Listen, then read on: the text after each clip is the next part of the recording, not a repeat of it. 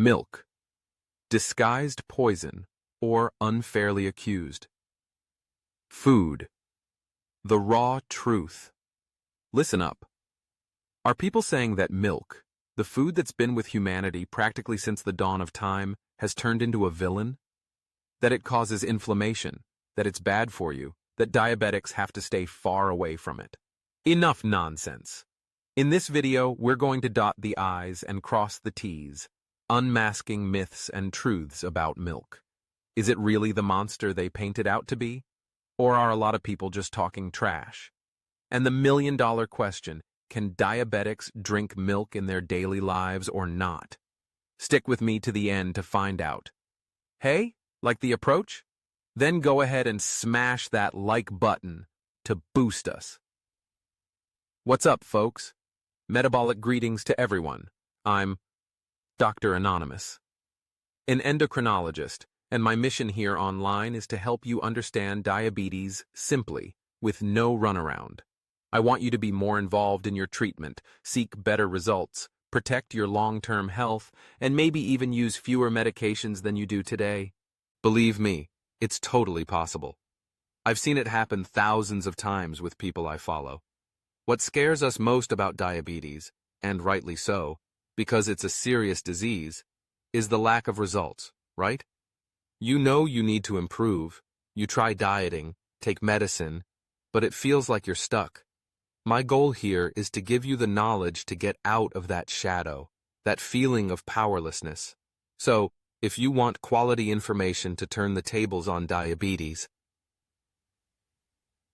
subscribe to the channel already. And if you like what you're about to hear, share it with everyone. Send it to that family group chat, to your friends, to anyone you know who needs this insight. Good information needs to circulate. All right, let's talk about milk. After all, is it the good guy or the bad guy in our health story? To understand this properly, without bias or fake news, we need to analyze milk objectively. Milk, whether from cows, goats, or any other mammal, including human breast milk, of course, is considered a mixed food. What does that mean? It's almost a complete meal in a glass. It has a very interesting balance of the three major nutrient groups. Carbohydrates, mainly lactose, which we'll talk more about shortly. Proteins, high biological value, important for building and repairing our body. Fats, also essential for various functions. This balanced mix makes milk a very complete food. Of course, the exact composition varies a bit. Cow's milk is different from human milk, for example, each adapted to the needs of its young. But the general rule holds, it's a nutrient package deal. And that's not all. Milk is also rich in various vitamins and minerals. The most famous are calcium and phosphorus, essential for bone health, along with collagen, which is protein. That's why we always hear that milk is good for the bones, precisely because it's so nutritious and complete. Since ancient times, humanity realized the value of keeping milk-producing animals close by. It was a guaranteed source of nutrition. And what's more, we quickly learned to preserve this precious food. Think about it. Refrigerators are a recent invention. In the past, people would get milk, and, to keep it from spoiling, what did they usually do? Yogurt. Or they'd let the milk cure, ferment, and dehydrate until it became cheese. And cheese, that was something. It could sit on the shelf and last for months, sometimes even years, stored away. Ask your grandmother or great-grandmother. Food that didn't spoil was worth its weight in gold. It was the guarantee of having something to eat in hard times during lean cows periods. Humanity quickly learned to value milk and its derivatives. Okay, so you probably grew up with this positive view of milk, right? Hearing it was good for you, made you strong, helped you grow. But maybe, recently, your opinion has been changing because the barrage of criticism is intense. Lately, I've noticed a very strong movement online and even among some professionals bad-mouthing milk, blaming the poor thing for 1,001 health problems. And it gets confusing, because they blame milk for everything. They say it causes fatigue, memory problems, allergies, autoimmune diseases, a huge list of things that seemingly have nothing to do with each other. And the most common excuse used to justify all this is the so-called inflammation caused by milk, or other vague things that nobody can really measure in a test or clearly see. Honestly, I get the impression that this generalized idea of inflammatory milk stems from a phenomenon that is real and much better understood by science. Lactose intolerance. Now, that's something more concrete. But even here, there's confusion. There's an enormous variation among people. Some people tolerate milk extremely well, drink liters, and feel nothing. And some people can't tolerate even a drop. But the vast majority of people are somewhere in the middle. They tolerate a certain amount, but feel sick if they overdo it. So this business of simply declaring oneself lactose intolerant, as if it were a single sentence, is incomplete. The issue isn't a simple yes or no. The more important question is, how much lactose can you tolerate? If you overdo it, try to act like a big calf and chug a whole quart of milk at once, it's quite likely that even someone without severe intolerance will feel some intestinal discomfort. What are the classic symptoms? It can cause heartburn, burping, gas, bloating, and, diarrhea. This happens because undigested lactose in the intestine draws water and gets fermented by bacteria, causing all this trouble. But why does this happen? Because the aforementioned lactose is the main sugar present in milk. And here's a quick but important technical detail. Lactose is actually a double sugar.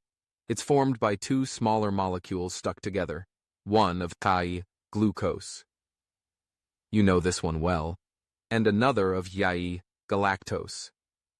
The problem is that lactose, with these two parts joined, is too large a molecule to be absorbed directly by our intestine. It needs to be broken into these two smaller halves, glucose and galactose, so that each one can pass through the intestinal wall and enter our bloodstream. The passage is like a small doorway. Only one can go through at a time. And what does this job of breaking lactose in two? A specific enzyme called lactase, which sits right there on the wall of our intestine, ready to act when milk arrives. Completing the lactase enzyme story. This enzyme, lactase, works like a molecular pair of scissors. When the lactose from milk or dairy products reaches the small intestine, lactase cuts the bond between the glucose and galactose. Then, separated, these two smaller molecules can be absorbed, become energy, or be used by the body. All good, no discomfort. The catch is that the production of this lactase enzyme isn't the same for everyone, nor is it constant throughout life.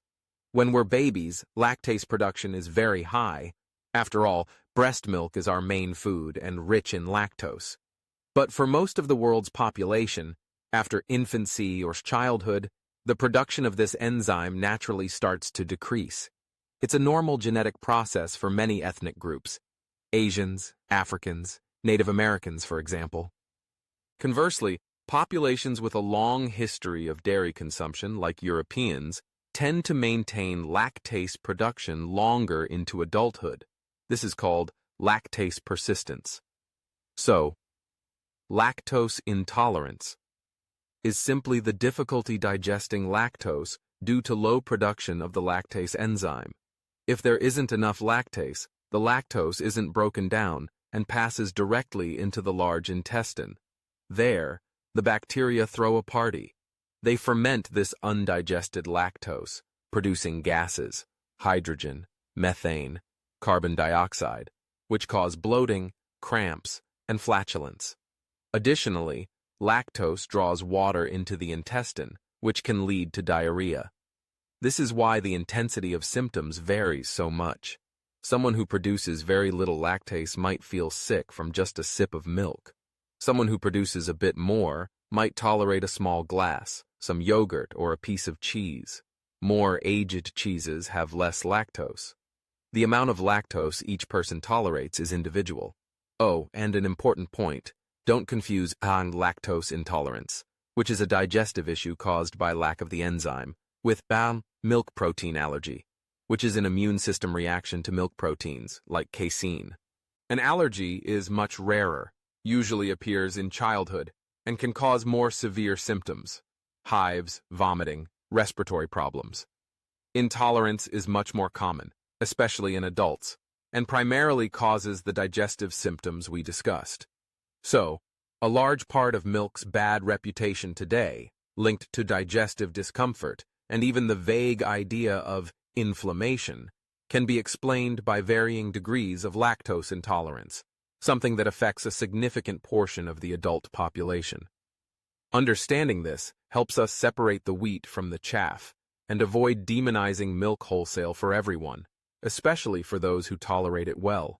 So, is it clearer now? The story of milk is more complex than it seems, right? Leave a comment below, telling me if you have difficulty with milk or dairy, or if you're on the team that drinks milk without issues. I want to know your experience. And of course, if this explanation helped you understand better, don't forget to leave a like, share with those who need this information. And if you're not already subscribed, subscribe to the channel so we can continue demystifying health together. A big hug and see you next time.